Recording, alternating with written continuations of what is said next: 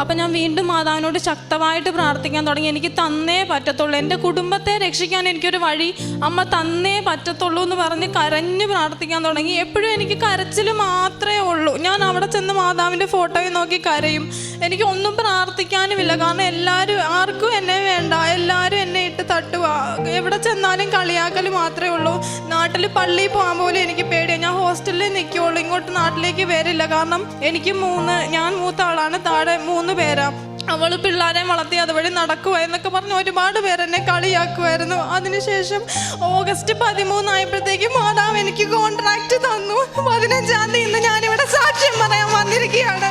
എന്നെ കളിയാക്കിയവരുടെ മുന്നിൽ, എന്നെ പരിഹസിച്ചവരുടെ മുന്നിൽ, ഞാനൊന്നും ആകില്ലെന്ന് പറഞ്ഞവരുടെ മുന്നിൽ മാതാവ് എന്നെ വെല്ലുവിളാക്കി കാണിച്ചു. അവിടെ ഏറ്റവും നല്ല ഹോസ്പിറ്റലിൽ ഏറ്റവും സാലറിയിൽ സെപ്റ്റംബർ ലാസ്റ്റ് ഞാൻ ജർമ്മനിക്ക് പറക്കുകയാണ്. എൻ്റെ അമ്മയ്ക്ക് 1000 നന്ദി.